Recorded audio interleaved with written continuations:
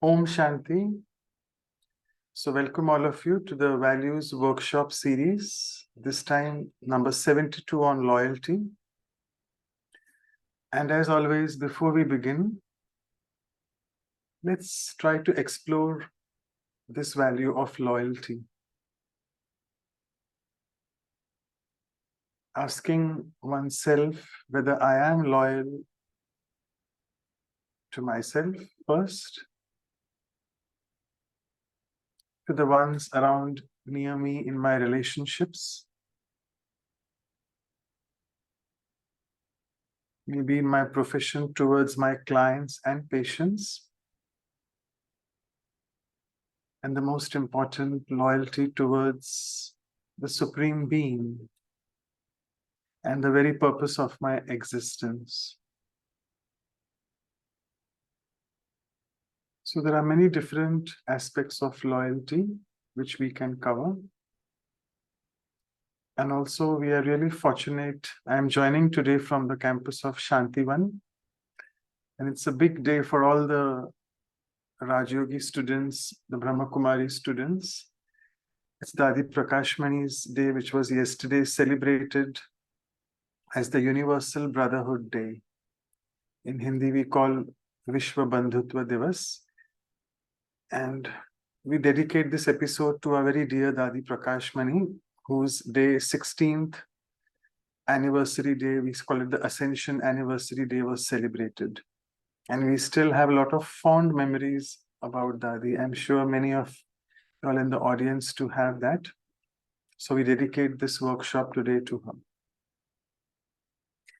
Right, so with this, let me just go further. And as always, a big welcome to all of you. Thanks to all our facilitators. We have Sister Anu from the West Coast and Sister Shruti as well. And we have Sister Priyal from the center part of India, Nagpur. And also all our big team of interpreters, translators, and the recorders doing a lot of background work. So thank you so much. Welcome all of you and all you dear participants. So let's go further.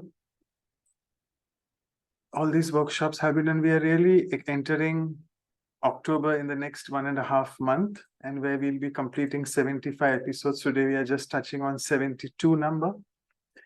And let's begin the ice breaking. So as always, I'll be sharing the video. It's a 3-minute video, and see what insights you can gain from the video related to loyalty.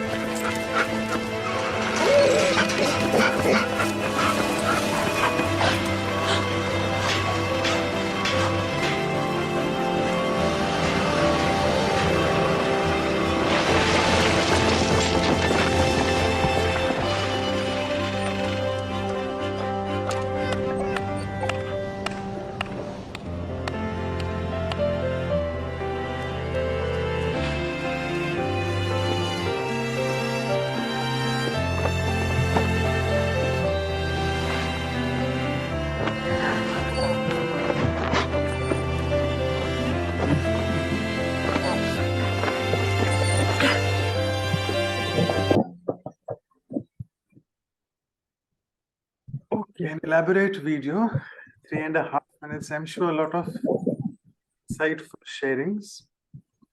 Sorry, there's some noise. I don't know. Is it coming from my side or? I think so. I don't know. Where is it coming from? I hope I'm clear and audible. Yes. Okay.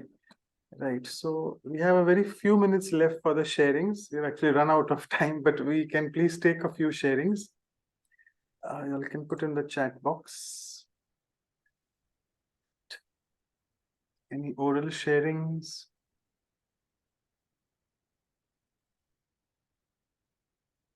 Okay. I think no worries. So since we are out of time as well, let's move on to the first exercise. Over to you, Sister Anu. Okay. Thank you. Thank you so much, Brother Manoj. The thought was coming to my mind seeing the video is to dedicate, to persevere, to do what you love, what you believe in, and you will win at the end. So that's loyalty. So I love that. Let's move to our first exercise. I'm sure you all had some thoughts, some all that ideas that came seeing the video. I think we can correlate that with what we will see in our first exercise. So the very first exercise will be reflecting on our own and seeing how does loyalty exist in our life. So definitely we are loyal to many things in our life, people, projects that we love. We don't let go. We keep doing it. So what would be that loyalty? Actually, that's what is the exploration today in the workshop.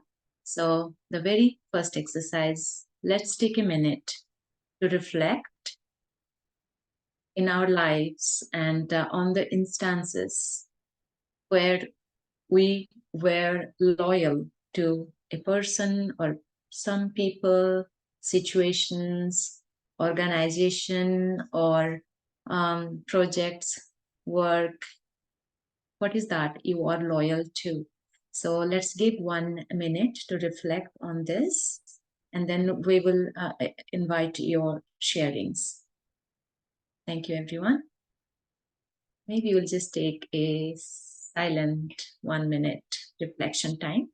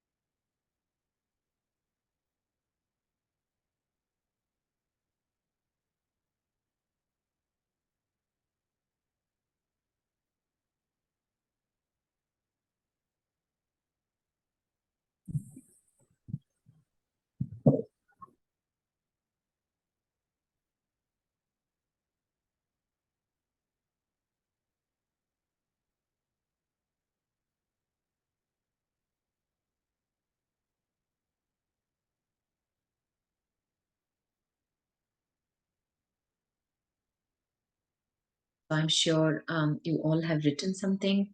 This is really a journey deeper within to know, to discover what is that I love in life and for what I'm loyal to, or I really dedicate to accomplish, or do, or maintain, or keep in a higher relationship stand. So, to whom am I loyal? Person, situations, organizations, or work, projects? What is that? So I hope you all have got that.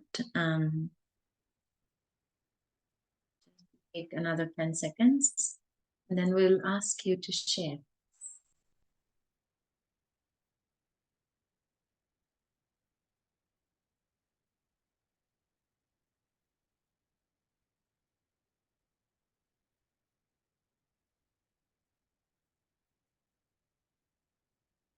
Okay.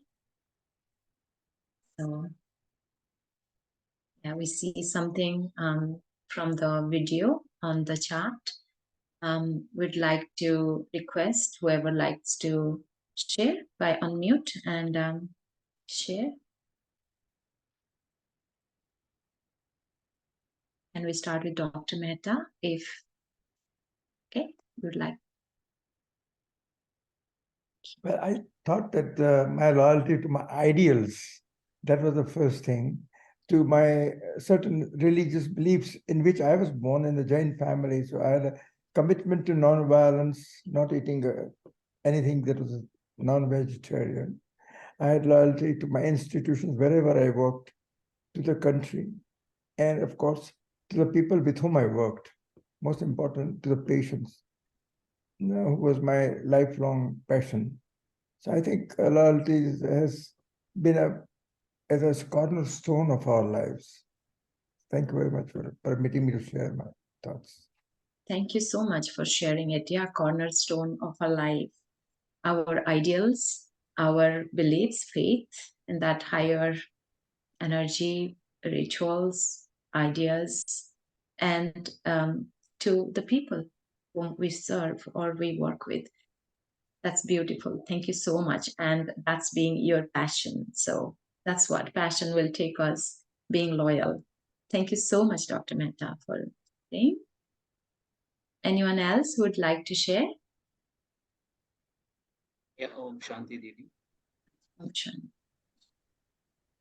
Yeah, I was loyal for almost 13 years for one organization, and I worked with one boss only for 13 years. So it was really a bond created between myself and my boss and the organization. And even I'm loyal to the Brahma Kumaris. It's been 3 years I'm connected with you guys. So I'm learning a lot of things from you. Thank you so much, Shanti. Thank you. That's wonderful. So it's actually starts with the trust, right? You trust within that where you are being loyal is something that is true, or you love it, and then you develop that trust from the other side too. It continues. That's beautiful. Thank you, Mahesh. Anyone else would like to share? I see in the chat, Michael says stable in Haji, maybe always a Yeah, bit. stable in Haji. And I will say maybe jokingly, loyal to my karmic account, no matter how negative, I'm still being positive about it. That's beautifully put. Loyal to my karmic accounts because it has to be settled. When I understand how it works, then I will be loyal because it has to be settled. I have to go through it. Thank you so much, Michael. Rena, you want to share?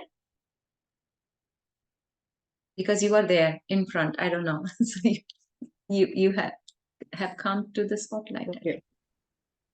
I don't know, somebody spotlighted me as always. Okay, so my thoughts are, it is okay to be loyal to people or even your values. Somebody was saying about Mahabharata. In Mahabharata, you have a character named Gandhari. Okay, so he was so loyal that my husband is blind, so I'll tie that band around my eyes, and I don't want to see anything myself. So that doesn't count as loyalty. That is some blind, follower kind of thing, a subservient kind of thing. So being loyal to people has its benefits, even though superficial. But what we have to understand is we shouldn't be colored in their company. Okay, you shouldn't let other person's personality or their values color yours. And if you're loyal to your values, one thing we need to check is that we are really loyal to our values and not our ego. Okay, sometimes we can be loyal to our ego and we must be thinking inside, okay, I'm loyal to my values. So my take on this is, it is better to be loyal to a purpose. And now that we have a higher purpose in hand, so when we are loyal to that purpose and loyal to God, the things, the values and people, they just come along, will follow you. That's my take. Yeah, that's beautiful sharing. Yeah, for a purpose, and don't get blindly influenced by people. And I think this is whatever you said is echoing with the discussion that we had last week, right? Loyal to your own values and a higher purpose. And people will come and go, and we share, we learn, but yeah, loyal to my own values and the not ego, definitely knowing that distinct separation between the two and a higher purpose. Thank you so much, Rena. Yes, Sanam, we can hear from you. Oh, hello, Anu. Hello, everybody. It was nice to see this video. It was nice to see how the puppy was learning and then unfortunately failed the exam, but still you could see the love for the trainer. And because of that, because you could see the loyalty to the trainer, it didn't matter any negative, any failure, nothing matters really when one is in an organization or towards a person. When this person is stable in the self, then it trusts, and then the loyalty continues. And it was nice to see it in this video. Thank you so much for sharing. Yeah, beautiful. Yeah, that's right. So loyalty from both sides, this being stable, being there, perseverance, right? Keep continuing there with no shake on your trust or passion, I would say. Thank you so much, Sana. There are many sharings on the chat. Maybe I'll take it a bit. So Michael also says always available. So when you trust in your purpose, you are there no matter what's happening. Dagmar says, stay behind others, no matter what happened and which failure was made. So that's again continuing, not failure. It's just a momentary thing, something happened, but that shouldn't stop us from progressing in our, projects that we are passionate about. So Sarabjit says, I'm always loyal to my friends. I always speak the truth to my friends. For some time I may suffer, but always speak the truth. Loyal to the value of being truthful and to friends. Duja says, like in Mahabharata, when disciple was loyal to Duryodhan, even though she had bad intentions for him, I was loyal to a former manager who was a co-worker that held the same position as me, and I didn't complain about him, even though he had bad intentions against me. That's nice sharing. We all can relate to when we work. There is something or other. People may not have good whatever intentions for us, but we don't focus on that. We do our part well and moving. Lara says in Portuguese, so I think first of all, I must be loyal to myself, true to myself, try as hard as I can to do what I say, what Baba says, the divine says to do. From then on, the loyalty that I understand as honesty with things, people, projects, etc., will be natural. Beautiful. Thank you so much, Lara. And then Gulden says to give our best to the others, that we share the time, work, etc., and also give trust in all areas. Fully trust and be trustworthy. And Sarjit again says, at work, I'm always loyal. When I go outside for a break, right time on attendance, even my boss is not there. So again, being honest. Michael says, where there is faith, the opportunity will come so that you can show your loyalty. Kavita says, stand up for what you believe in. Say no to things that don't align with your values. Again, don't compromise with your values. So being loyal to my own values. There's so many. Again, Kirti says, loyalty make us proud. I believe that teamwork always brings success because of loyal quality. Again, teamwork means loyalty, trusting each other, and giving way to others, being behind as well when needed. Amarjit says loyalty keeps us contented. Beautiful, beautiful sharings. I think I feel like we can go on, but we'll go deeper. we have other exercises. Today, Shruti is helping us to write the sharing. So if you can share.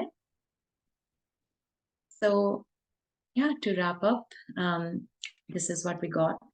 Loyalty to my own values, ideals, my religions, believing in that and continuing with that, and with the people for whom I work, with whom I work, to my friends. So again, at workplace, or whichever organization you believe in and you join, you're loyal. Then again, whatever intention maybe colleagues may have, you are loyal. Loyal to that's again your value, your work, your passion, what you love. So we continue. Loyal to my karmic account. That was really nice in a spiritual context. We understand because it has to be settled. So we have to be loyal and pass through it. Again, loyal to people, my own ideals, but don't have blind faith, but my own values, but not ego, to a higher purpose, to our purpose. And then also myself, to myself, loyal to myself, and again, follow the divine directions, bring that in life to follow, and being honest with things, people, projects. Yeah, somebody shared that even when she takes break, she puts it in the attendance sheet. So that's really, again, being loyal, honest, clean. And where there is faith, a loyalty you put in there, and opportunity will come your way. Thank you, everyone. That was beautiful sharings. Now, without further delay, I will hand it over to Brother Manu. Okay, wonderful. Thank you so much, all of you, for your sharings. Let's move on into the meditative mode. I'm doing the slideshow, but it's a bit lagging. Okay.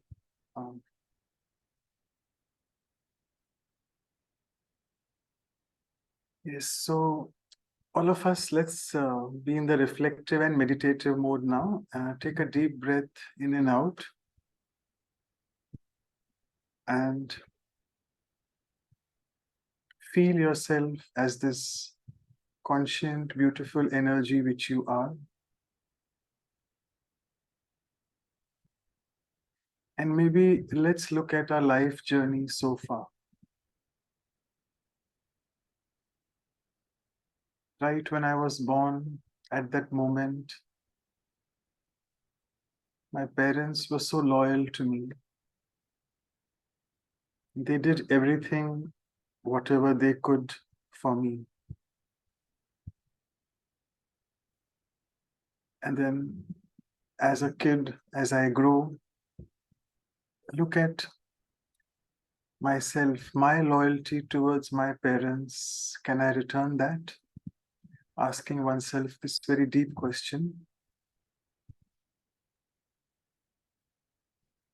As I move on into my journey at school, am I loyal to my teacher as a student?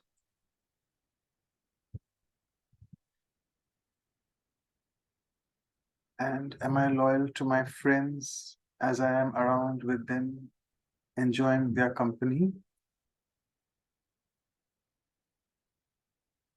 Moving further, as an adult, am I loyal towards my profession, towards my job, colleagues at work?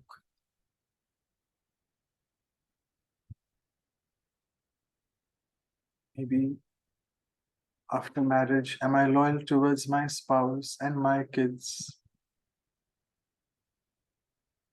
And finally, all of us now are on the spiritual journey. So let's try to look at our loyalty towards the Supreme Being for a very higher purpose.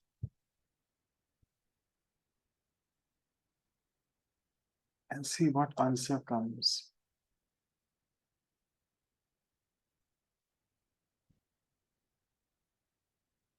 God, the Supreme Being, our Supreme Father, whom we love so much, gives us everything, whatever we want. And in return, can I actually really return what He's giving me? Let's churn on this question for a few seconds.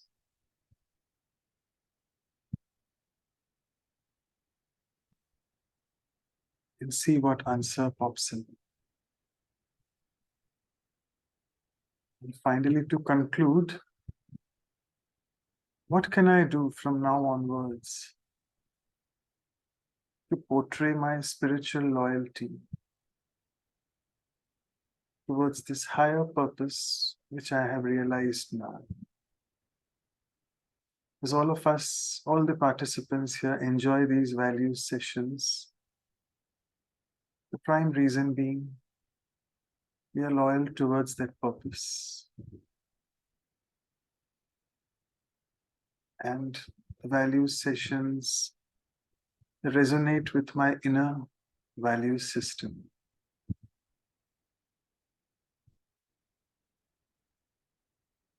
So with this thought in mind, I just wanted to prepare you all for the next activity of action planning. I'll stop sharing the screen and I'll pass it on to Sister Priyal. Over to you. Thank you.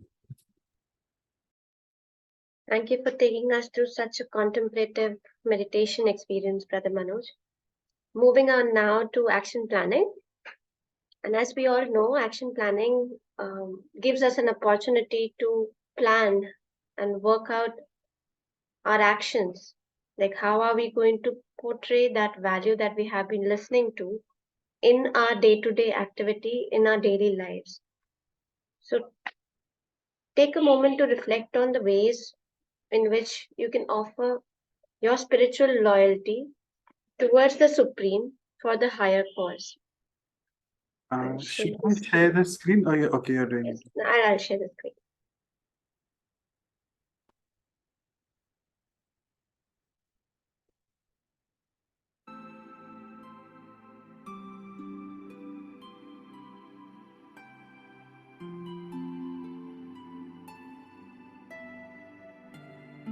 Take a few moments to reflect on the various ways I can offer my spiritual loyalty towards the Supreme for a higher cause.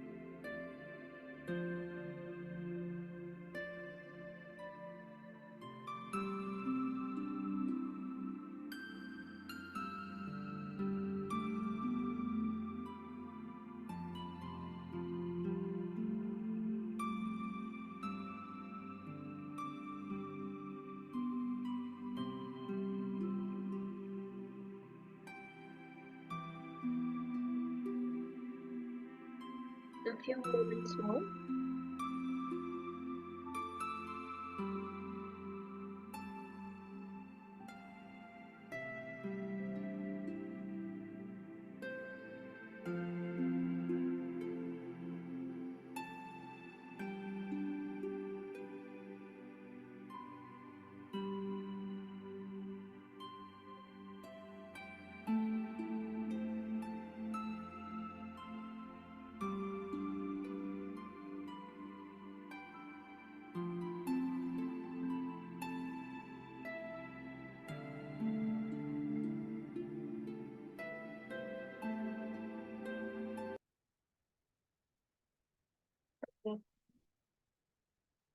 You can share your sharings in the chat box. Also, you can raise your hands if you would want to share.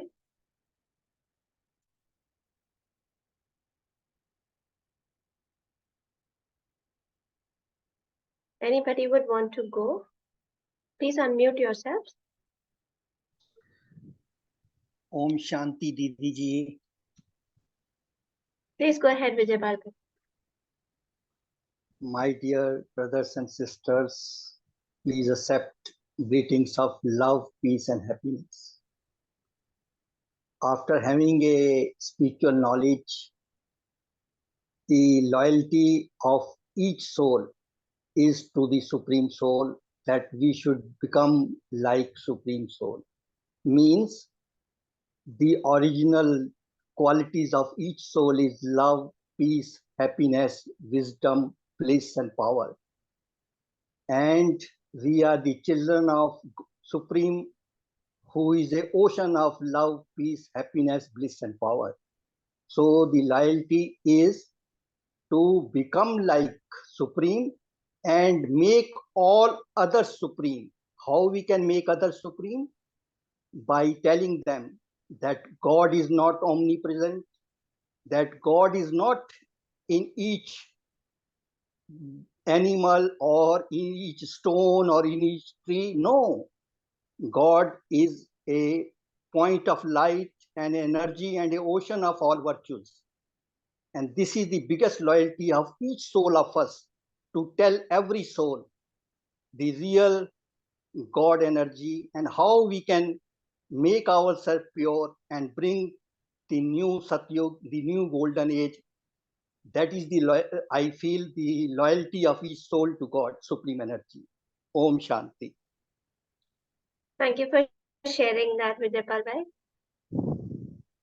The first loyalty, of course, is like to become like what the Supreme wants us to become like, and also to share the knowledge with everybody else around us.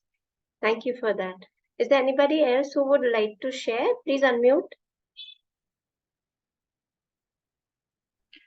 Yes, I say a few sentences.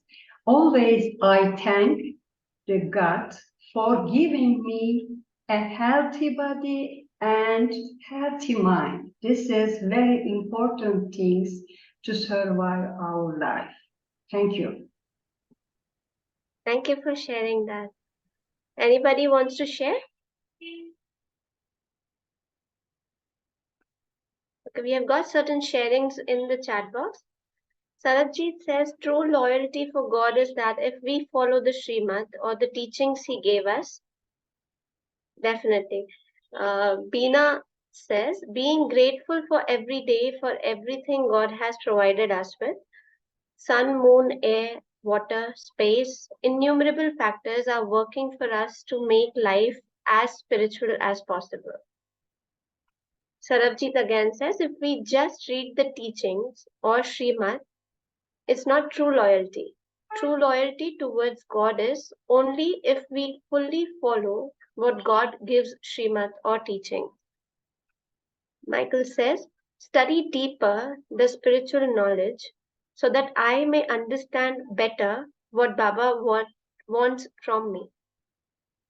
Develop the level of my awareness so that I can be more conscious and catch God's signals, that is Supreme's signals.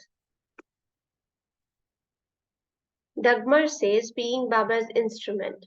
To be more loyal to him is to be his instrument.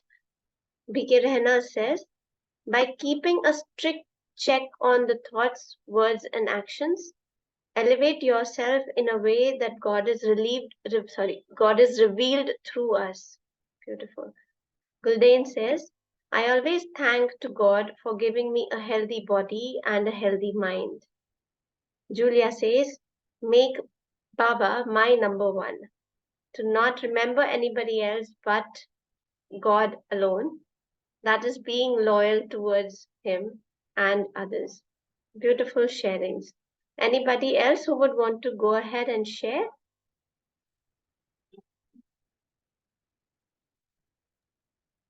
Okay, as soon as I am soul conscious.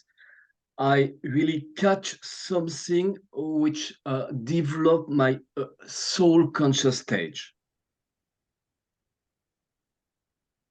Oh, yeah, thank you so much for sharing that, Michael. That is the loyalty. On the path of spirituality, the first loyalty, as the Supreme, plays the role of being a parent, being a teacher, being a guru, as we said. So we have loyalty towards him for all the three roles that he plays for us. Following what he tells us as a parent, he nurtures us. Being a teacher, we as a student have to should be loyal towards following the teachings that he says. And as a guru, being loyal towards the fortune that he has given us all towards to work towards us and to achieve all of what he wants us to achieve. So thank you all for such wonderful sharings. Can we have the synopsis of the sharings, please?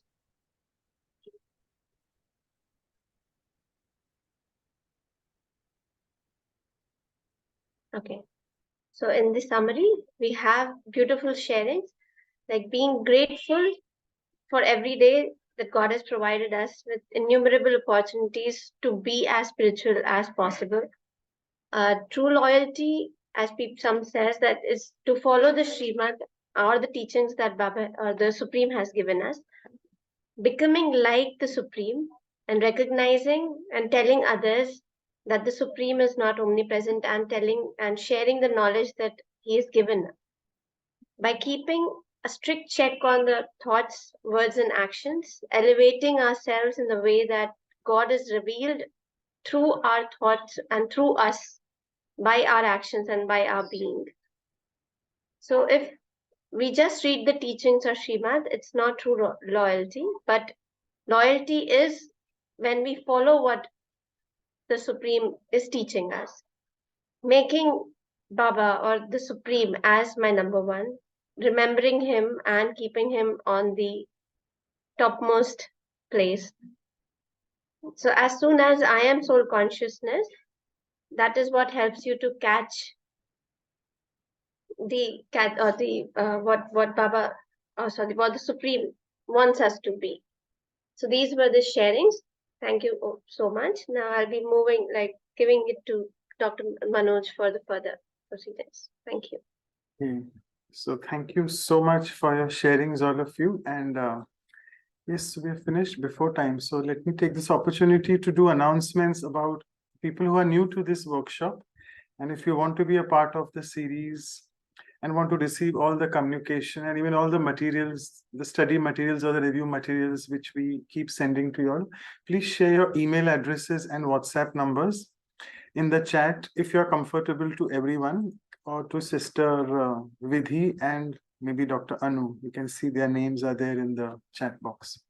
Okay, so let us come to what in short they had to say. Both the speakers, we had two great speakers from two different parts of the world, serving in their own accord at different parts of the world. Sister Judy Johnson from the Atlantic, Canada, and Brother Bill Seymour from Spain. So let's see what they had to say about loyalty. We had a very interactive question answer session. So we have not many slides on the content. We'll just go to question answers quite soon. Let's see how much we can cover. So they said loyalty basically means to stay committed. And all the time, we really think about these three values which go hand in hand: faith, loyalty, and trust. I'll come to that later. About loyalty, they also said to stand by something or someone. So it could be either a person or an organization. And a lot was spoken about being loyal to the organization, whether it's your Lokik place where you're working, or it could be a spiritual organization where you belong to, you feel very close to. So loyalty is really a very, it's a big concept. It could be a person, team, country as well, or even my set of values or principles which I believe in. And what I think Brother Bill said, that faithfulness is more personal than loyalty, which means faith is more towards a person specific, that I'm faithful towards my spouse, my friend, so on and so forth. Whereas loyalty is something like a bigger thing for all the things, as I said before, including person, organization, and many other prospects. Faithfulness is like, since it's more person specific, it is like a kind of a vow or a promise, or my duty towards, say, even my parents or anyone at home, persons again. But nevertheless, having said that, duty could be also towards your organization, towards your country. So you see, there's a lot of overlap between these two words. And Sister Judy spoke a lot about her. In the next line, you can see she was speaking about another Sister Judy who has been with us. She's from Calgary. I forget her surname for some reason. I knew it, but suddenly it went off. So she is a creator. Judy Rich. Rich, yes, correct. Thanks, Sister Shruti. So yes, for your rich voice, suddenly in between, good. So Judy Rich, yes. So she had done the creativity workshop with us, and she's a very creative soul. And Judy Johnson told about that when she had been to Calgary. She saw a quote over there, and that was the quote which is mentioned here: "I remain loyal to the royal inside me." And what is this royal inside me? It's the beautiful soul energy that I am. And she went on to say that to stand by those values, those higher aspirations which are there in me, no matter what, come what may. And also being loyal to the higher being, if you take this one level up to the higher being in the other person which I'm seeing. So every soul equally is as important as I am. And this loyal and royal words actually even rhyme a lot. So there you are. So let me just go further. Yeah. So there's a lot of ethical or moral dilemma when we see a lot of people who are not loyal towards what they are doing. So I don't want to name any profession here, but it's mentioned over there because I don't want to go in that conflict. And also there's a conflict between whether whether you are loyal to the people or to the personal values and principles. Because let me tell you one thing, even personal values and principles differ from person to person, from organization to organization. So therefore, it's not good to, just isolate yourself and feel that what you are doing, you are the right person all the time. Someone else also could be right in their own accord. So it's easy to be loyal to those who represent values and difficult to remain loyal to those who are without values. We know all that. Sometimes we feel the politicians are doing that, but let us look at, when we say one finger is out, let's point at the three other fingers towards self. And when we are in conflict with people because of having a difference in value systems which we are practicing, what Sister Judy said, that let's have faith that even people are capable of transformation. And therefore it is said that when you meet any person, don't meet him that you're meeting him for the second time. Meet him or her as if you're meeting him for the first time. So let me clear all that and put that in the recycle bin, what I had in the past with that person. So this way then we can really be loyal to the dignity of the other person and be loyal to one's own highest conduct, which means though I have had a very bad past with that person, but let me forget that and make on a new history, or try to have a new relationship with them. Yeah, as I said, I'll speak about what they said was being loyal to a spiritual organization. So both said that being loyal to the organization stands for what is the purpose of that organization, and particularly the purpose of spreading importance of spirituality and meditation. So this was particularly both of their journeys. Both have been practicing Raj Yoga meditation since many, many years, 30, 40 years now. So they were speaking from their personal experience, that what they have felt. And the shared loyalty, here comes the word of shared loyalty in the spiritual organization. So in a spiritual organization, whatever service we call seva in Hindi, whatever we do, it's basically out of our free will and it's absolutely voluntary. We are not getting any paychecks for that. But at some places, people are loyal because they are getting some benefits from there. And all of us will agree, paychecks are not the only things in life which are important. We get so many other things from our spiritual organization, wherever we belong to. And what they said is the difference in the Brahma Kumari spiritual organization is there's this loyalty to the one supreme, the supreme being, and to the purpose. And what is the purpose? The mission of spreading and sharing this beautiful knowledge, which we have been doing so far with you all as well. And then, what is the basis for this spiritual royalty? So I think Sister Judy mentioned here 3 points. One is love, other is truth, and second is realizing your higher purpose. So love for God, because I think all of us have realized when the day one, when we enter into any of the BK centers worldwide, everyone has experienced that. What attracts us to this place is the love which we get from the sisters, the surrendered sisters there, from the fellow beings there, the fellow meditators, and most important is love from God. Then we try to realize what is the higher purpose, why am I here? And once I know my own existence, who am I, it really opens a big arena in front of me about what is the purpose of my existence. And once I realize this higher purpose of my existence, spiritual royalty becomes natural. And third is truth. And when we say truth, it is basically in Hindi, we say 2 words, Satyata, which is the feeling of truth, truthfulness, and Avinashi, which means eternal. So truth also means eternal. And once I realize my eternity, the eternity of my existence, spiritual loyalty becomes very easy. But a few sort of obstacles in spiritual royalty, they said duplicity, like having double standards, saying something, doing something, and which we define here at Brahma Kumaris as impurity in one way. There is no purity in thought, word, and action. And trying to justify my wrongdoings, my weaknesses, so on and so forth. Sorry, just pardon me for that second point, which is a bit incomplete, I think. And in Raj Yoga, where all of us are studying, it's a study, we say. All of us are students. We are godly students. We are very proud to say that, proud in a good way. The intoxication type of pride. We stay disciplined and regular in the practice of this meditation, which really gives us that power to sustain ourselves. And then seva or service becomes a very natural part of our lives. This was they had to share. We'll take a few questions, quite a few actually, and interesting ones. So the question was, I always have a slight doubt in my mind about my spouse's fidelity. Am I to blame myself for that? That I have this sanskar, personality trait of doubt. And how do I know that I'm not being cheated by my partner?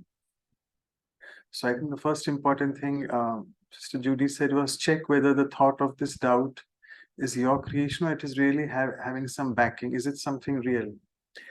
Because the moment I have crossed the line, which means as Sita crossed the line, they show, I have crossed the line when I have created this sanskar of doubt, and this one doubtful thought will enter into a big train of other negative thoughts. So let me be honest with myself. Find out what is the real cause. Maybe sit down with the person, with your spouse, and speak to him and see if there's any reality. If I am seeing any signs and behaviors that there is, and then if that is wrong, just have a honest conversation, a deep conversation, and clarify. Because in Hindi we say shak jaisi bimari nahi. Shak means doubt. So doubt is one form of an illness, and the moment you get this one thought of doubt, you're already ill, and this one thought gets many thoughts. And they were mentioning about the gender of women. They mostly blame themselves if their partners are unfaithful, because they feel, particularly happens in India, because the women here, they feel that my partner is not getting this for me, or I didn't do this for him, etc., etc., and therefore he's become dishonest or unfaithful or disloyal. So she also, Sister Judy said, don't blame oneself for whatever is happening. Okay. Then I took a proverb, which is, it's a beautiful one. 4 values are mentioned, and I'm sure we have covered all of them in our series. Respect is earned, honesty is appreciated, trust is gained, and loyalty is returned. So the question was, please explain, how is loyalty returned? And I think all of us know the last activity of action planning, which we did today, was trying to figure out how can I return back this spiritual loyalty towards the higher supreme cause. So she mentioned a proverb here about Dadi Janki, that Dadi Janki used to say, don't trust each other, but trust how God uses other speciality. It's very important, because initially I felt it is, she'll say God using my own speciality. You know, all of us are very comfortable about, yes, I have this speciality and God is using my this. But when it comes to someone in front of me, we start creating doubt, and all sorts of other thoughts come with doubt. So Dadi said, it's okay, don't trust each other, but trust in the divine that he's using his or her speciality. So never ever have any doubts about anyone. And I think this is what is a deep meaning which Dadi was trying to say, that this is, you're trying to return your loyalty to, in one way, to the Supreme by not doubting. Because sometimes we have so many karmic accounts with each other and we doubt, oh, how can this person be spiritual but still is like that, is egoistic, is becoming angry, so on and so forth. But come on, God has also chosen him to do some service. He's also there in the organization, maybe for many years now. So I need to be developing trust in the divine. So gain the trust back in the Supreme Being, that all is good in the drama. And this is the way I can return my loyalty to the divine. And also when I become trustworthy, others become loyal to me. That's what also she said. Okay, the next question was, if there is faith, loyalty automatically happens. So Sister Judy was not quite, I mean, she wasn't really sure about this. She said not really, because it can, I mean, if I really believe in someone, but he or she can cheat me.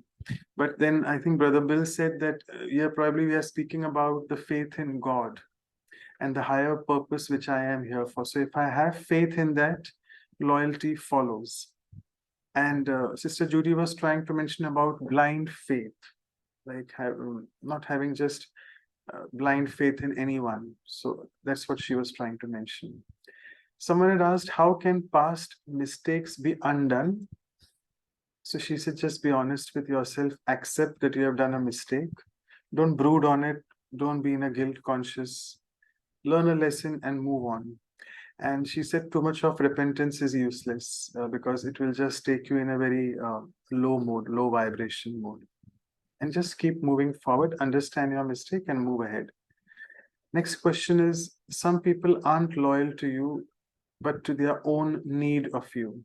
And once that need is fulfilled, then they are no longer loyal to you. So this is what shows that this was conditional loyalty, because they had something, some swarth, like sort of something from their side which they were wanting from you. And once that is fulfilled, they forget their loyalty. So we see this happening very often in the atmosphere outside where we are, particularly what we call this age to be the Kali Yuga, the fag end of the Iron Age. People are loyal to you if you are in a position of power, or even position of whatever you are practicing, and they can get their needs fulfilled by you. So therefore, be always cautious of people who are loyal to you and see what sort of things they're having in their mind if they are loyal to you. Right. So let me just stop sharing the screen, and I would request Sister Anu to please spotlight Sister Carolin. I'll just stop sharing the screen here. Okay, so yes, thank you, Sister Carolin, for joining all the way from Germany. And before I give it to you, she's joined us for the first time, so I think I need to tell a few things about her. Again, a very humble, loyal student, I must say, Rajyogi student, because she's shared only a few things. So I have to say all that. And Sister Carolin has studied educational science, sociology, psychology, and philosophy, and works for a transdisciplinary research institute in Germany. And also she designs and facilitates and researches on transformative communication spaces for various stakeholders at the United Nations Climate Change Conferences. Since 2013, she has been a part of the delegations to the United Nations conferences. So she's very loyal to that purpose as well. and she's a part of the BK Environment Initiative. Her journey with the Brahma Kumaris has started way back in 1998, and now she co-leads the BK Center in Berlin, the capital of Germany. And what she says that her special interest is the interconnectedness of the inner and the outer transformation, which means, according to her, how transforming and cultivating states of consciousness, attitudes, behaviors, and lifestyles can help transitioning towards a sustainable society. So quite a mouthful to absorb, but I'm sure she'll simplify things for us. And as always, the poem which we do for our guests. So today our special guest for loyalty is Sister Carolin, who's serving the souls in the city of Berlin.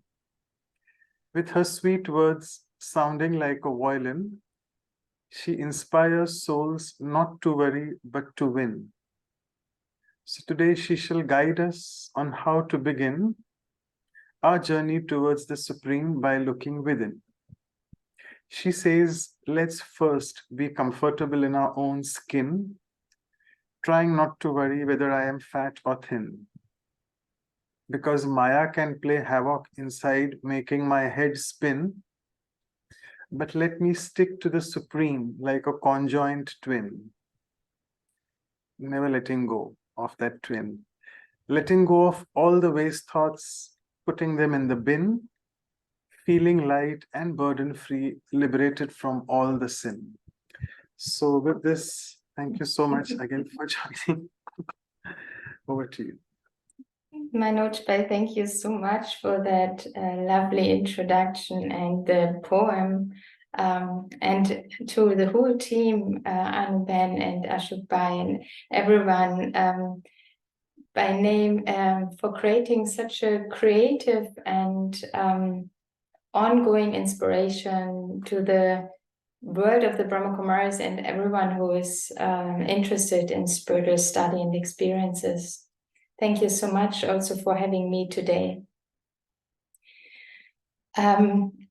Yeah, I think we have heard now really already such a rich content and thoughts, such rich thoughts about loyalty in last week's session, which has been now the essence being shared again and put together in a nice summary, and then also the workshop. While I was thinking what I could add to all of that, which has already been shared. So for me, all the terms which have been mentioned, I won't work on those, but I would like to look at loyalty and royalty a bit from a different perspective today. And to see that loyalty actually is very neutrally looked at is a way how we relate to something.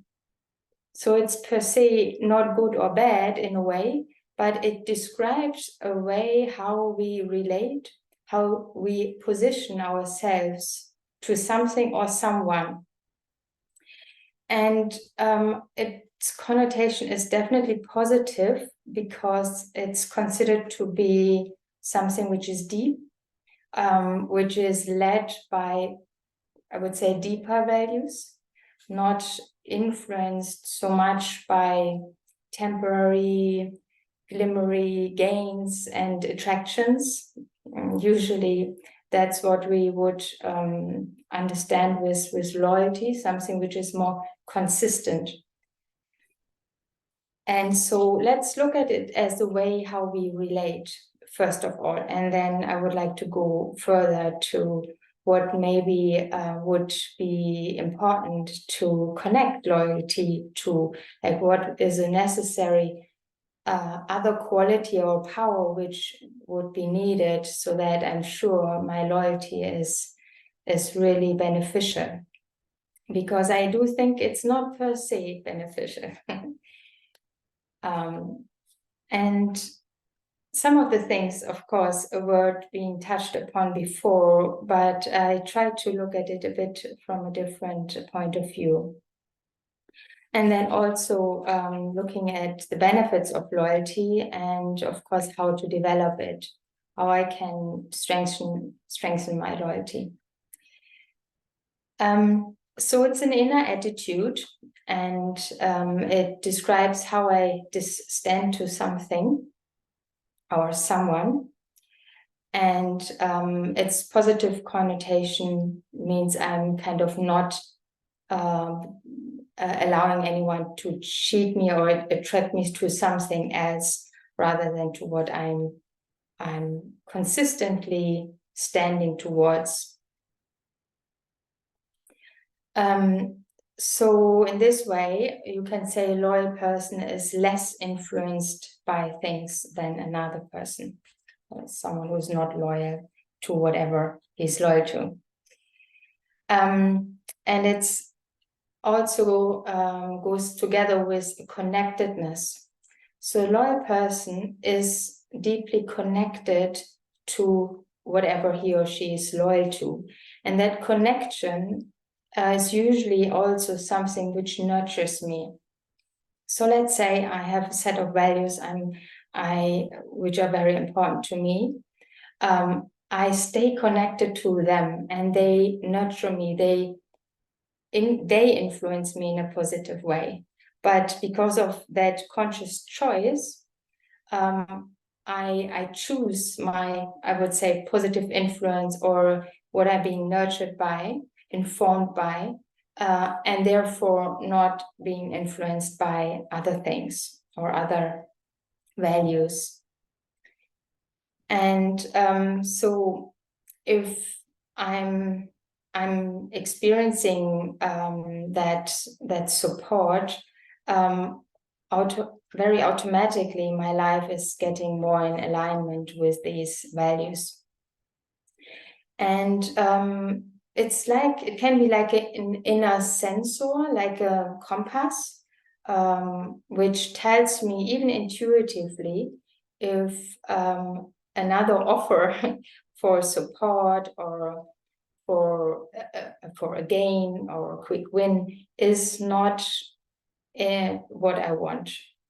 It's not in alignment to what I've chosen to be committed to, loyal to. So deep loyalty is actually also, if it's like a reflected one and a conscious decision and something I understand deeply, then that refines my ability to discern. So here I'm already giving a hint to the other value or power, which I think is important to be connected to loyalty.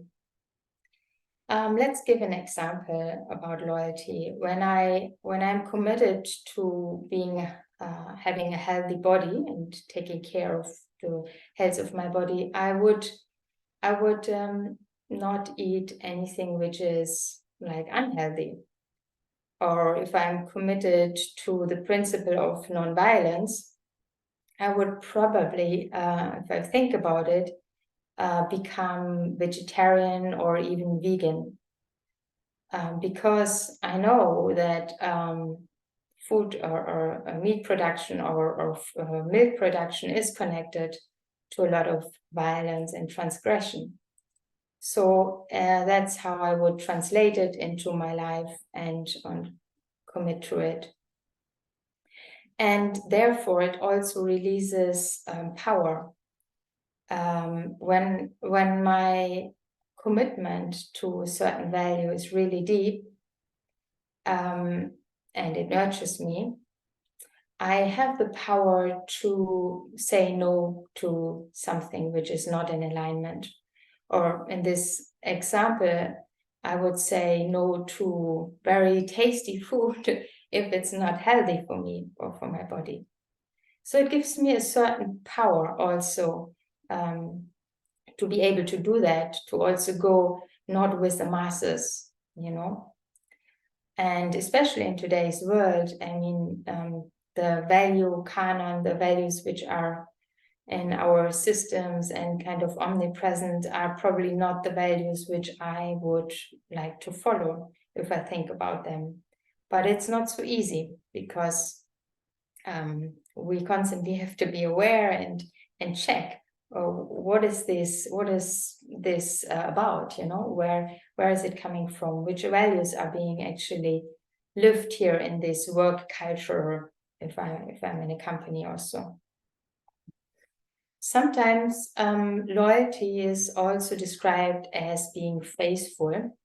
And I think, Manoj, by last week, you connected, or you said you had a look in our studies, our Merlis, and the word loyalty is not used very much. I'm not speaking Hindi, but I know there is a word for Hindi for loyalty, but somehow it's more used faithful. But very rightly, it was also pointed out, it's not blind faith. It's not just, you know, an purely emotional commitment or surrender, but it's something on the basis of deep understanding. So I can commit to something and when I deeply understand it, but then when I then align my life to it or make certain decisions, for example, start to live a spiritual life and change my life, in the beginning, it might be very easy because I'm excited, I feel the benefit, I feel the change, I feel I'm growing. But then maybe after many years, that first excitement or that newness is gone, and to still keep connecting to what I have understood and make the effort, and might be more effort which I need to make rather than compared to the effort in the beginning, I make that effort. I reinvent myself. I reinvent and my commitment, so that I will stay loyal to what I have already understood. So in that way, also loyalty sometimes requires to go through a phase of, it was said earlier, to stay with something through all seasons. So we have spring and summer, which is usually very joyful, and then the autumn and winter comes, which is not so joyful. But to be really uninfluenced by that, because I know and repeat and revive what is so dear to my heart, or what is so important to me. So summing that first part up about understanding what loyalty is, I would say loyalty is something about how I relate to something or someone, and it also describes the quality of this relation, because it's deep and it's like consistent. So loyal behavior is informed by something I'm deeply connected to and committed to. Okay, now let's look at the thing which I mentioned in the beginning.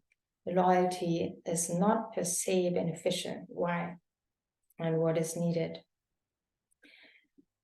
So since in my definition, I said it's only describes a certain quality of how I relate to something or someone, it can also be said that it can also be that I'm loyal to something which is not beneficial.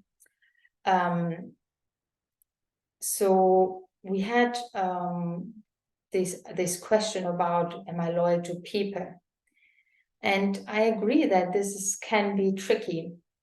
If I have a good friend, or let's say there is someone I look up to who has a certain seniority, a position, I have learned a lot from that person, or I have received benefits from that person and time and so on. So there's a heart connection, and I have a lot of gratitude maybe for that person. but we are all human beings, so no human being is perfect. I still have the responsibility to check and not follow blindly. And well, that's something actually, as someone who is socialized in Germany, we learn very strongly to not follow blindly because of our history. And to, even if I like someone, to really check, am I following principles or things which are really something I can take the responsibility for. And so I think it's healthy to also develop that positive independence where I always know why I'm doing what I'm doing, why I'm following something, committing to something. And if I'm not anymore feeling comfortable, then I need to stop and need to see, is it still the right value, or is it still the right path or thing to do for me? Yeah, and so regarding people, I said every human being is a human being and not perfect, and therefore actually in the Brahma Kumaris we are encouraged and encourage others to not follow a guru or something, but to create one's own personal relationship to God. Because we think that this being, the divine, is the only being which is where we can be sure this being is uninfluenced, this being is 100% pure. And everyone else is just on the way or having phases, might have phases of being with less power, being influenced by something lower, which we all have and which is human. So it's not bad, but it's just something to be aware of. So to connect to the divine is a way and a commitment or a relation, a way to relate, which is always where I'm always on the safe side, because that influence will always be something I can trust. I like this aspect actually, that we have the responsibility for ourselves and can never give away our responsibility to another person. I have the responsibility for my choices, for my life, for what I do, for my feelings, for everything. So loyalty is also can be a character trait, but again, how I might have to purify it and really look, why am I committing to something or someone? What are the deeper values behind? So maybe you can write in the chat if you like what you think would be the power or quality which helps me to be loyal in the right way. Values can be from a huge range. There can be, the value of certain religious understandings, and we have seen many things in the world nowadays. People are committed to religion or to an understanding of God, but then at the same time go against human values or human rights, because that's what their belief asks them for. So that's just an example how loyalty can be not so beneficial or difficult, challenging. So I might feel loyal towards a friend, but then I get into an ethical dilemma because this friend does things or behaves in a certain way that I cannot justify. Patience and kindness I already saw. Elegance. Thanks for writing things in the chat. Face trust. Yeah, okay, I'm looking for a certain power, which is part of our study in Raj Yoga. tolerance power. I would say tolerance power is an outcome of loyalty. So you can, there I saw something already. Okay, we'll come to it.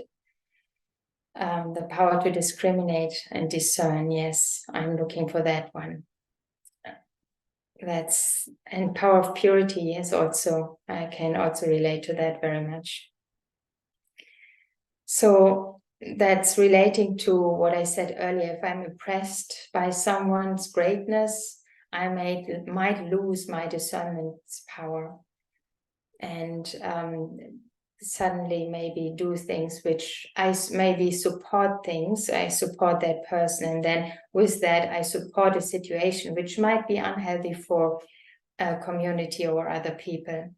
So that's a tricky thing. When I'm attached to someone, I might lose a certain amount of my discernment power, whereas I can appreciate the values and everything that person is doing, but I shouldn't be impressed, and therefore keep my decision, my concern, my discernment power very clear and pure. So I also like the way how it was put by Judy Johnson, what Dadi said to her. Don't trust each other when she was coming with a service companion, but trust how God uses each other's specialities. And that's actually a tool, I would say, a practical tool which we can all use to keep myself safe if I'm working closely with someone and appreciate that person, and I learn a lot, and we are maybe really complementing each other in our specialities. But to always keep, if you believe in God, or if you don't believe in God, then connect with a higher energy or value which is beyond that person. But you can, whatever your image is of God, you don't need to fix it if you don't want to, but just connect to a divine energy and keep that divine energy between you and that person. And that is already a protection of keeping a certain neutrality, being neutral. So to sum that up, my loyalty can also be influenced by attachment or fear. I haven't mentioned that. Sometimes people act out of fear of maybe doing something wrong or not pleasing someone who wants to be pleased, and then maybe paying off. But not to be influenced by that, not to have fear. So that person himself doesn't ask me to do something, and I think this is what the person likes. So that could be, maybe it's only in my mind that I think this is what the person wants, but it likes or wants from me. That's connecting also to that earlier point of doubting and feeling to be the reason of if someone is not honest or loyal towards me. No, to really just stay with what is. So the quality or power I have to complement with loyalty is discernment. Discernment, of course, is understanding, but it also, when I'm deeply connected to my personal values or to the divine, I develop a sensing, an ability to perceive if something is true or not. This is also an outcome, I would say, of soul consciousness, a practice of being, of feeling and experiencing the being which I am and my own inner truth. That also gives power to my discernment, my sensing of right and wrong. So I need to discern which the values are that are important to me and that I want to be loyal towards. And yeah, it can't be an organization or a person in whole. But it can be values that I understand to be important and real. If the values of the prevailing values of the society is also a big topic, actually. There are expectations of society, my family, my colleagues, my boss, whatever. And sometimes we can get into a dilemma of not, wanting to fulfill these kind of values of the world, which can be very egoistic or selfish. And to stay away from that can be not so easy if you're in a group. But at least I'm aware of it, and I can maybe find a way to communicate why I'm behaving differently, or why I'm not being part of something where I'm asked to be part of. Okay, so benefits of loyalty. I already mentioned that it can release a great deal of power. I like also the example of mothers who are totally committed to their children. They usually don't mind being awake at night when the child needs anything. And mothers usually do that very without, without thinking about it. It's like obvious, it's like normal, but it's actually a very beautiful dedication to something, to someone, to my child.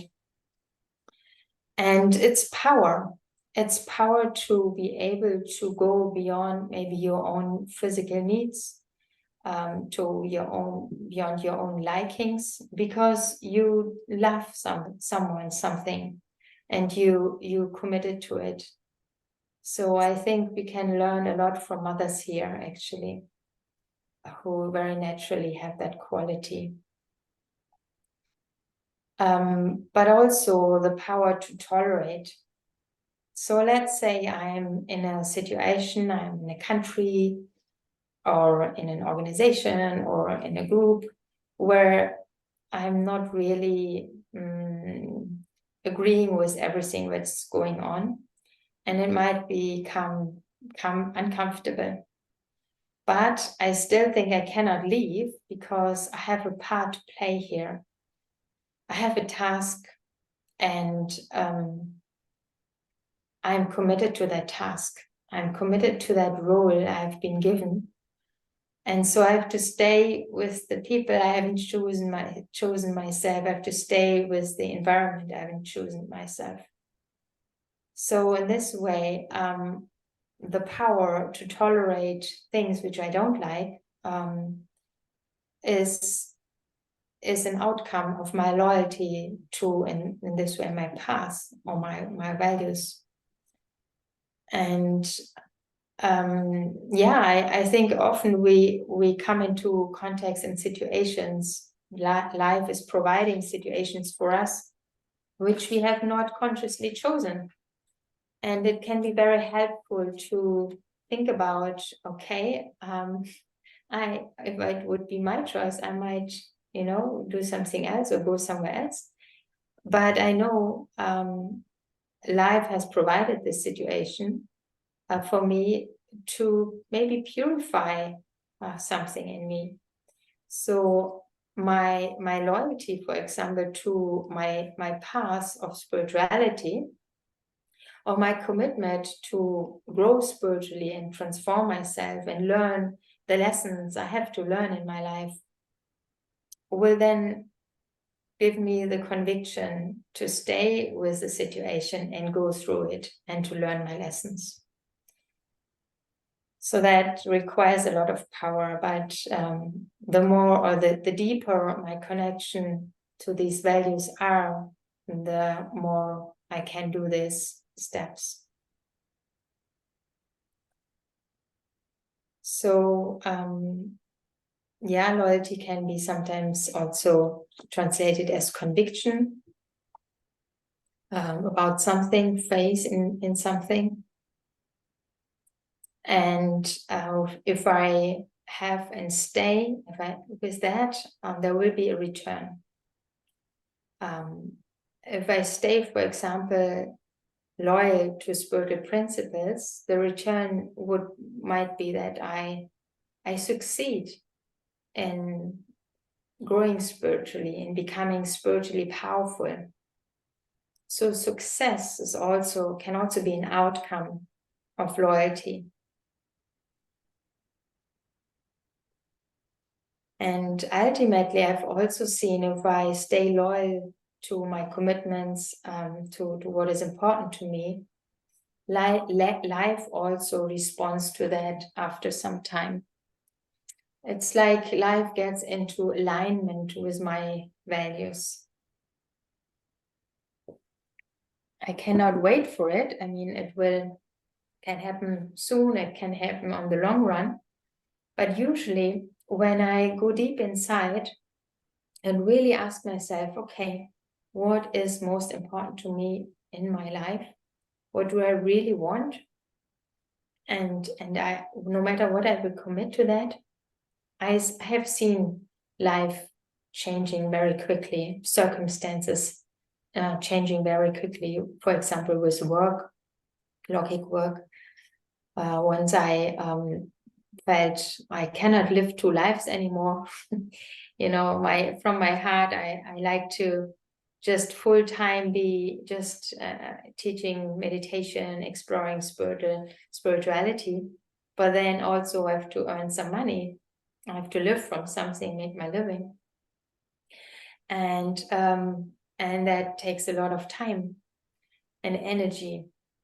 And so I had a very deep conversation with God about this. And I said, I don't want to be torn in two sides. And it was just very deeply from my heart. And I looked in the eyes of the light, which I imagined in my meditation.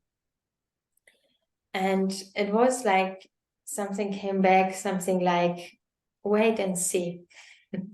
Something is in the making. Life will respond to your wish and to your commitment, your loyalty.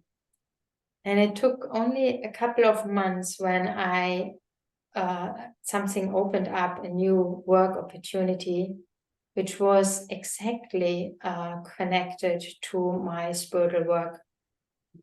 And so I was more and more doing what I would do for like my voluntary work with the Brahma Kumaris and my professional life. I was even traveling to the same conferences in the mission of both my engagement with the Environment Initiative as well as my engagement with the Research Institute. So I was thinking I would never ever have been able to create that myself or like plan like that. It just happened.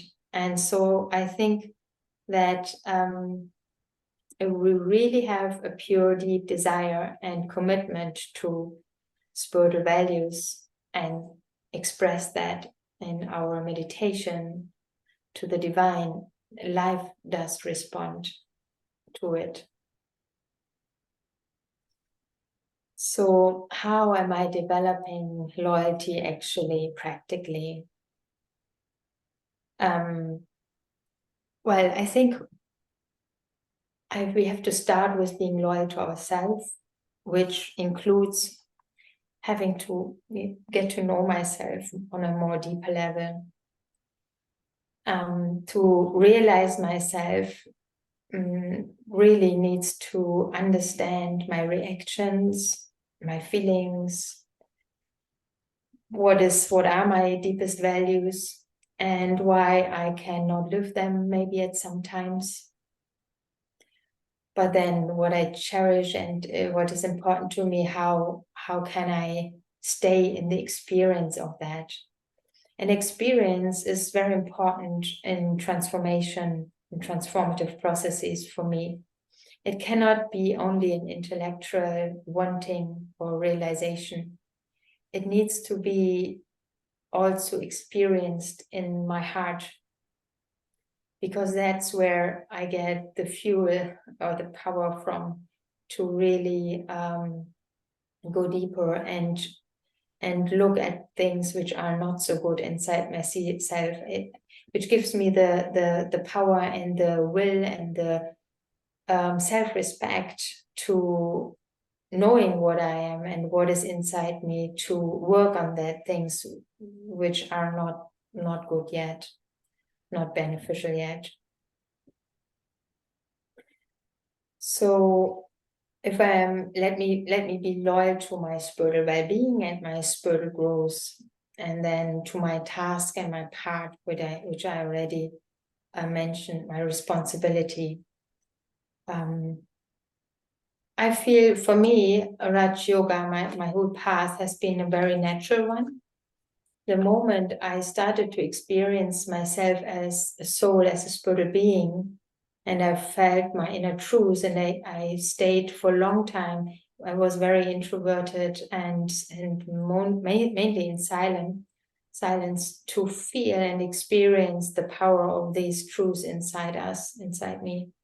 And from that, many things very naturally came. A certain clarity in my understanding, a certain clarity about what I want, and what is good for me, what is not good for me, and so on. So we have the first maybe responsibility is to create our own life in a way that it is a really valuable life, a life of high values. And that's great, because life in itself, now looking at it from a scientific perspective, where everything is connected, we are part of a bigger system.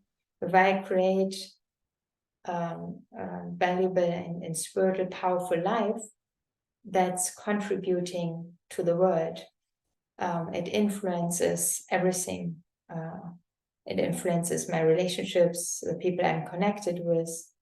It influences, is an example, it influences systems in which I'm part of, because everything is connected. So to create a loyal life, or a life of loyalty which is based on my values, is benefiting not only me but everyone, and benefiting the world. I like to give a few more examples, also to differentiate loyalty to something which is maybe could be understood to be loyal, but not the loyalty we mean here.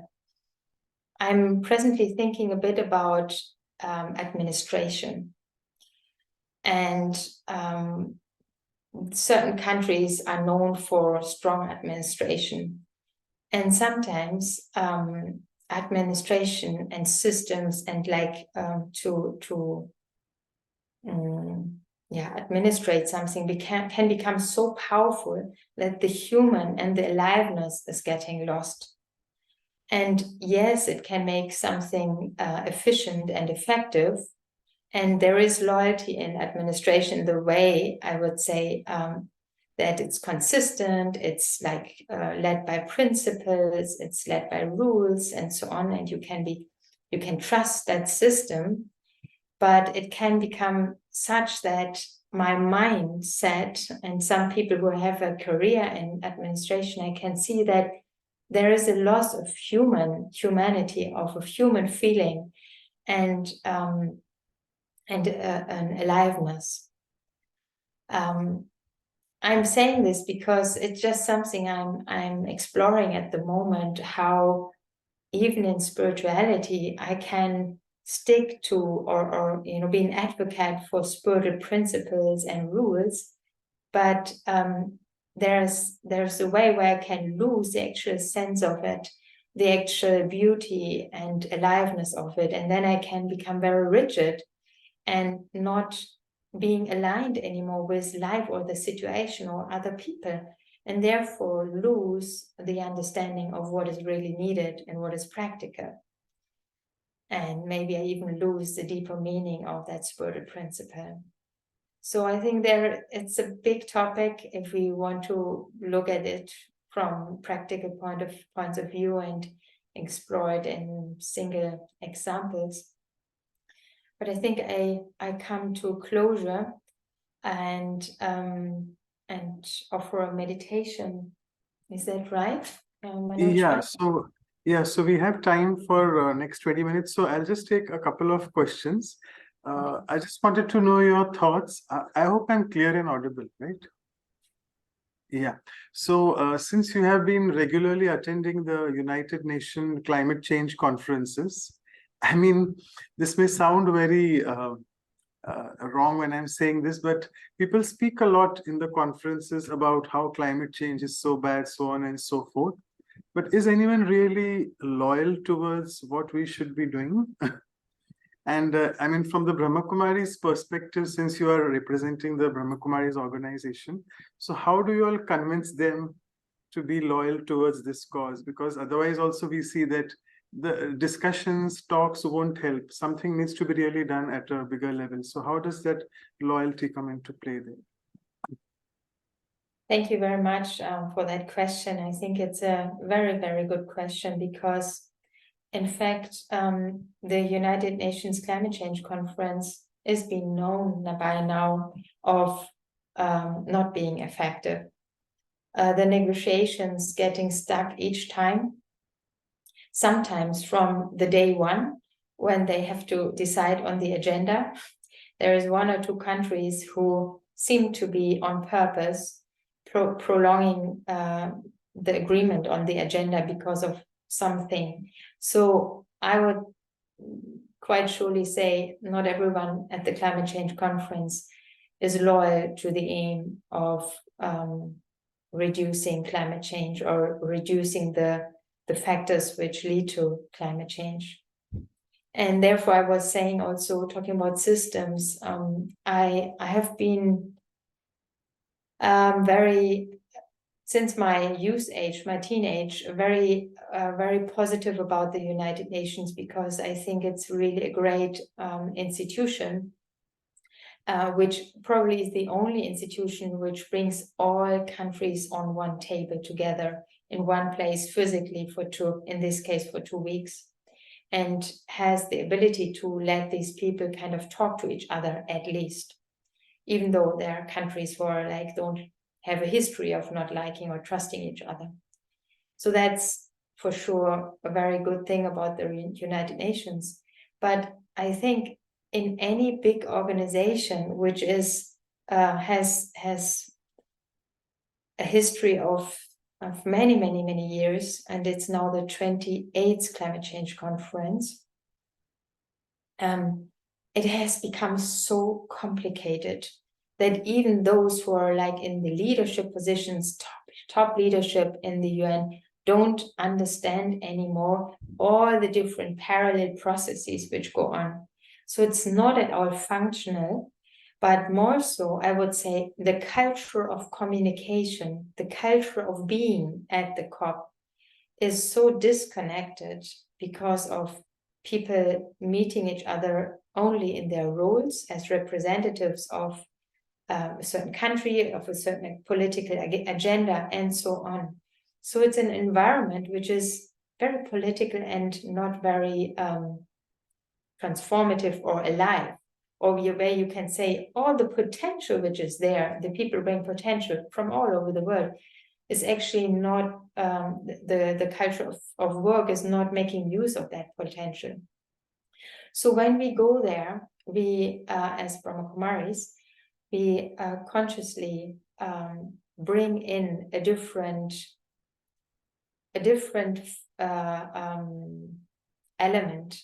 And I would say this is the element of the heart, where we talk to people not as their positions or their roles, but as human beings as souls and create friends and friendships on that level. And I can tell you, people are longing for a glimpse of humanity in these conferences, because they are so disconnected from what is alive, and constraints and stressful. People work through the whole night, that when they feel a moment of humanity, of something, you know, human connectedness, love, purity, someone they can feel, where they can feel they can trust this person is actually genuine, it doesn't want anything, and it's not here for a political party or wants, you know, a certain outcome, or wants something from me as a politician to say this and this,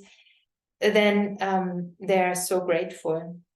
So one thing is, of course, we bring in the message of spirituality and values, but also creating friendships with individuals, but also providing a space where people can encounter each other, not in that disconnected way of roles and where there's fear and mistrust, but as friends, where they can connect to each other. And so I do see the dark side of these systems, but I also think we still should go there and be there and bring in a different element, bring in friendship, connectedness, love, humanity. I hope that answered the question. Oh, yes, wonderful answer. And there's a very quick, I would like you to answer that in a quick way. This question is quite practical from a person. I think it's a lady. She says that she's recently joined the Brahma Kumaris. Her husband doesn't like her going for the morning spiritual class, and she really makes up many things. She says, I'm going to the gymnasium 7 to 8 and working out, but she goes for the spiritual class in the morning. So she feels at dis-ease inside because she's saying, I'm being dishonest with him. And she's asking, am I disloyal to my husband when I'm doing this? That I'm speaking lies about this thing, but I need to get my daily dose of the spiritual class in the morning. Yeah, this is the typical case of conflict, of ethical conflict.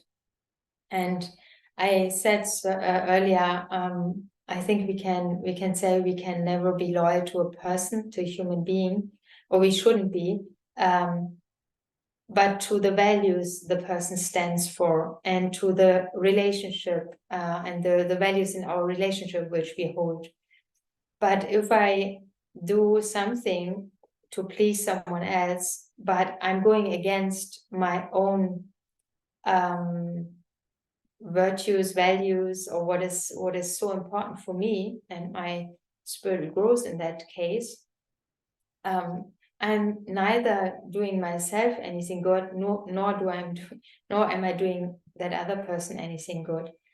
And I think here we have to understand or like and estimate or see, am I able to explain to my husband in your case that I really need this spiritual input, that it gives me so much, and that I still would do everything I need to do, like my role as wife or mother, whatever, so that I'm fulfilling my task and my responsibility, but I also need that spiritual powers to be happy and become powerful. And if he doesn't understand that and he doesn't want you, then it's a question, why does he not want you to become, spiritually powerful or do that? Does he have fear to lose you? You can ensure him that you will be there for him if he needs you, but you have a right to become happy and to follow what is close to your heart. You have a responsibility for your own happiness and your own life. And usually when you're really happy, it can't be bad for anyone, because when you are happy and powerful, you're in the best position to share happiness with everyone else. And I had that a little bit with my, oh, sorry, I'm supposed to make it quick and short. Just one thing, I had that with my mother, who was also scared about my sudden change as a 19-year-old girl from one life to a completely different life and being so committed suddenly. She just couldn't connect and couldn't understand. But over time, when she saw that I'm happy and that I'm still keeping a good connection with her and a relationship with her, she one day said, Carolin, I couldn't live the life you live, but I see that you're happy and that's the right thing for you. And I'm grateful for our relationship. So it may take time. Wonderful answer. Thank you so much. So I'll invite our seniors now to propose the vote of thanks. So Dr. Ashok Mehta, followed by Sister Claudia. Over to both of you. Thank you, Carolin Ben. I think you took us to various dimensions of loyalty. I made a couple of notes. I liked a few of the things that you talked about: commitment to healthy body, vegetarianism, and I think that's something which I like very much.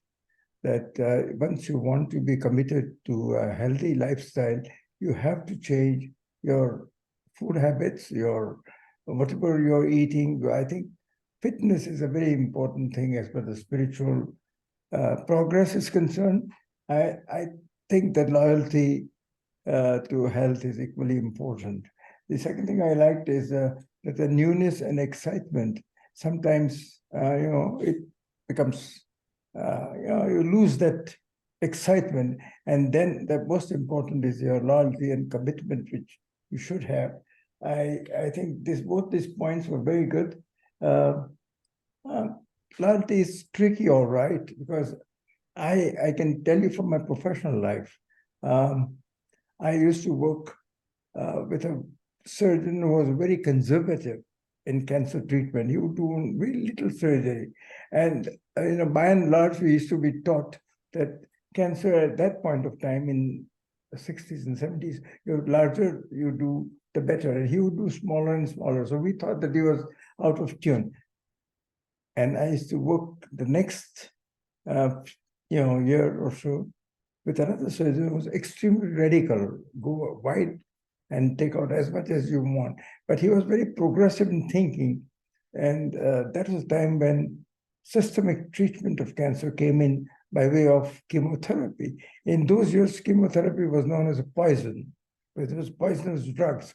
So we were becoming members of the Poison Club, as a matter of fact. So I think changing loyalty sometimes from conservative to radical, and then to further, loyalties also keep on changing. They don't remain the same. I've also seen amongst our own group of Brahmakumaris, we have different shades of loyalty. For example, during the COVID pandemic, I used to work in a hospital where lots of people were asked to leave. And I felt that it was not really correct. And I almost gave it up. I said, I will not work. And I resigned from there. So I think the commitment also requires a lot of sacrifice. An institution which I built with my years of commitment, I just left because I felt that there was a higher principle involved where you cannot sacrifice a poor man during the pandemic, come back within 1 week, otherwise you're terminated, and that's it. That again, you talked about administration. I think this is where loyalty is also equally important to the principles that we profess. Anyway, I think this has been a very, very interesting, I would say, episode, the 72nd episode on loyalty, and we really enjoyed listening to you, Carolin, sister. I was in Berlin, but that's probably prior to 98, and missed meeting you at that point of time. Thank you very much. We enjoyed, we loved your presentation. Congratulations. Thank you so much, Dr. Ashok. Thank you. Thank you. Om Shanti. Good morning, Carolin. It's a long time since I met you in Madhuban at the CC retreat, but it's nice to meet you again today. And it's talking a very nice subject as loyalty. Of course, like Dr. Mehta said, we have to be loyal to our patient. Patient can be a friend, can be not only patient in the hospital, in the office, but loyal to our friends. And I think that loyalty, when we are loyal to them, and we bring a trust. So the other ones I see many times in my life for many years, practicing the loyalty that we have to the patient, make them to trust us, even look for us, even if we are not practicing much anymore, but it's still the loyalty brought that trust for them. But of course, we have to be loyal to ourselves too. I like when you talk about attachment, also be careful when you are loyal, do not they have that attachment then makes you do not be loyal to the self. So thank you very much. It was a quite very nice points that you spoke about. And it's very nice to have you with us. And I hope to see you again in our program. Thank you. Thank you so much, and I hope to see you in Madhuban. Yes. I'm sure all of you are eagerly waiting for October to start, right? And we are waiting for you all here. As I speak, I'm in Shantivan at the moment. So people are waiting for you all in Gyan Sarovar. And just met Nirmala Didi. She was saying 1st October, all of you will start coming. So she sent her good wishes. She said, tell them in the VFL workshop to do the values workshop. So there you are. So we'll see you all soon. And let me share the screen and make the quick announcements for you all. So the month of August, we started with guidance and loyalty. And now we move on to lightness and sweetness. I'm sure if you look at Santosh Didi, who's the director of our St. Petersburg region in Russia, so you know, she's so light. Her talks itself are full of, I must say, love and light. And together with lightness, what closely goes is sweetness, because the more you are light, automatically you become sweet. And she is an embodiment. I still remember asking her to do sweetness last year. But that time the war had just begun in Ukraine and all that Russia thing was going on. And she said, Manoj, it's not possible to be sweet in this atmosphere of war. And who would want to listen on sweetness when there is war around? But well, times have changed. So we are having it next. But she's doing on lightness. And that's on next Saturday, 2nd September, same time, 7:30 for West Coast, India, 8 p.m. And we have our silence retreat postponed from tomorrow to the next Sunday. For some reasons, we can't do it tomorrow. So please join us on Sunday, 3rd September.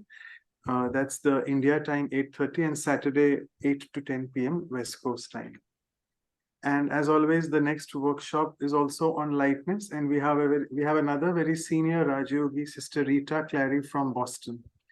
And she will be with us on the next subsequent Saturday, 9 September, same time again. Still, the clocks haven't changed. At least still more time for that. And this is our elegant calendar for September, where we'll have sweetness later. We'll do the announcements, and we are approaching in the next month our platinum episode, episode 75. I'll do the announcements later. And also, just for your information, September, we have 2 silence retreats, one on loyalty and the other on sweetness. And these are our email addresses and websites. And all these are available freely on the YouTubes. These are the links, omshanti.tk/workshops. And for the episodes, omshanti.tk/playlist/English. And also you can type in the other languages which you want to select. Right. So with this, I will just stop sharing and we move on to the meditation now. Sister Carolin, over to you. Thanks.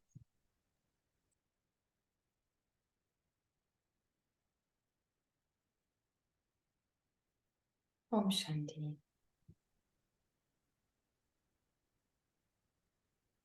Just take a moment to breathe and relax your physical body.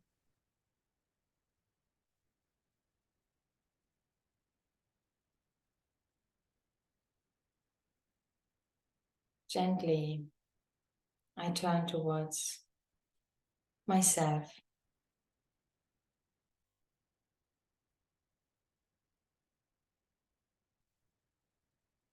And I see myself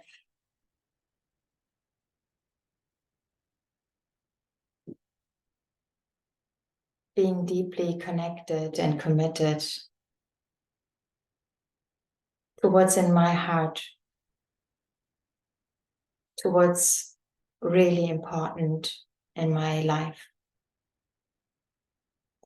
to my core values.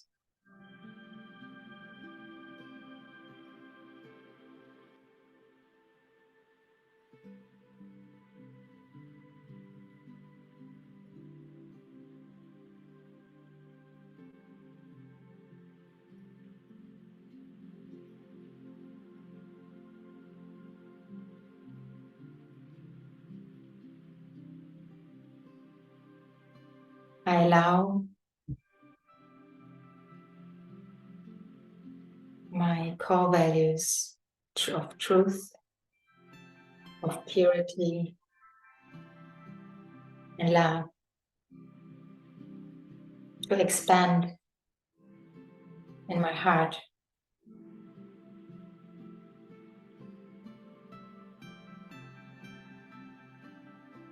In my whole being.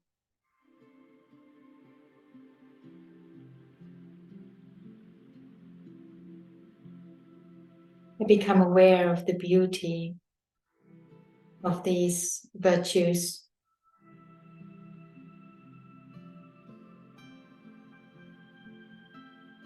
Which I cherish.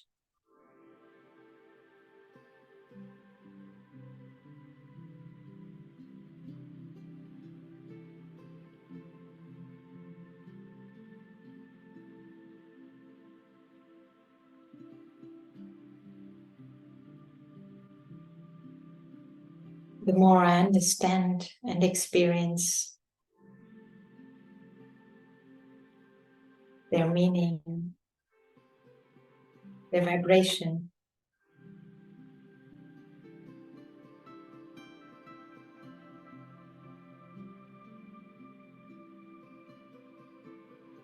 the more I really want to commit to live by them each moment of my life.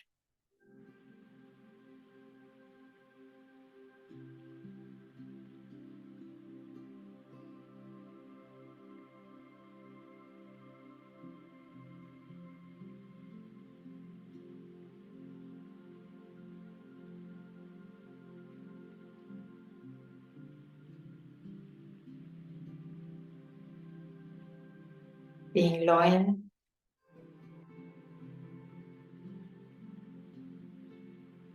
to these values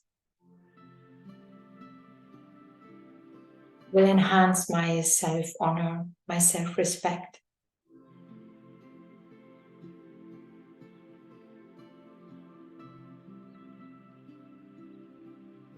And I become a trustworthy person.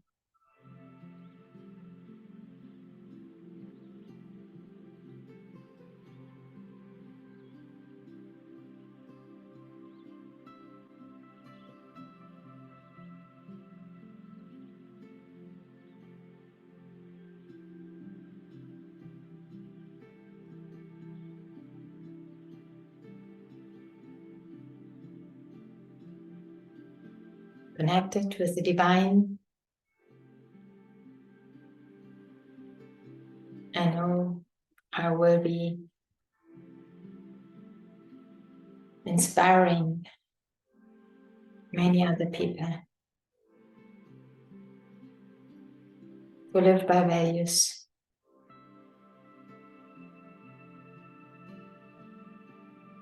And stay connected deeply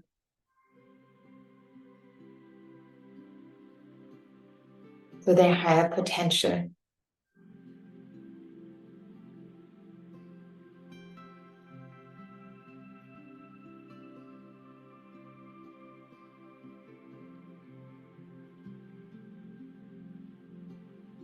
Om Shanti.